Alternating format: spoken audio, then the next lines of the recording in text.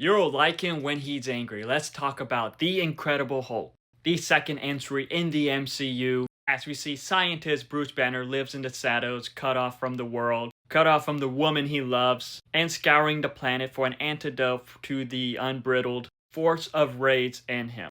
But with military masterminds who dream to exploiting his power, force him back into civilization, he finds himself face to face with his most formidable foe, the Abomination, a nightmarish beast of pure aggression whose powers match the Hulk's own. And what's interesting about this film is that this is pretty much considered the black sheep in the MCU in a way. Because it is either the one that is forgotten, or for some reason many people don't think this is canon due to the Universal stuff, due to recastings, due to not much stuff from this film being mentioned. And with how this film is, it is just okay. I can't lie, it is not one of my favorites in the MCU, but it is not terrible either. With this film, we do see Edward Norton as the Hulk, Bruce Banner, and I cannot lie, I prefer how his Hulk was in this film. This was my favorite version of the Hulk. And I did think that he was a good Bruce Banner. It is a shame we never saw him back in the role, but I thought he was good in the role. But I do prefer Mark Ruffalo's Bruce Banner more. But like I mentioned, I just prefer how the Hulk was in this film.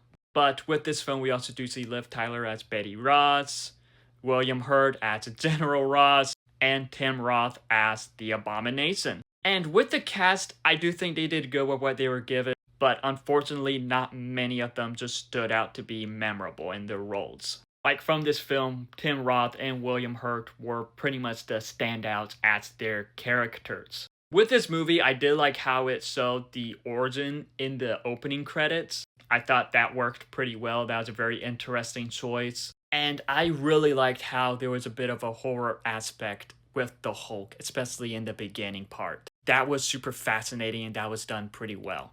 And the action scenes in this with the Hulk was pretty good. They were super entertaining, especially the final fight. But I cannot lie, with this film, some stuff doesn't really age well with it. The special effects don't age well. And it is just not memorable. It is not memorable compared to other MCU films. Then you had a lot of stuff happening behind the scenes. Edward Norton scenes in a lot of stuff. Universal, Marvel probably not getting along. Overall, with The Incredible Hulk, I do think it's a good film, but it is just not great as it could be. In a way, this does feel like a standalone in the MCU. And it did take many years to see some of these characters come back. But I cannot lie, I would love to see a Hulk sequel with Mark Ruffalo, get Liv Tyler, get Harrison Ford, and get Tim Roth to come back as the Abomination. But of course, Universal won't play nice with Marvel, Disney, so we just get these characters in other Marvel films for the meantime. But, have you seen The Incredible Hulk? If so, what are your thoughts on it? Let me know in the comments below and follow me for more.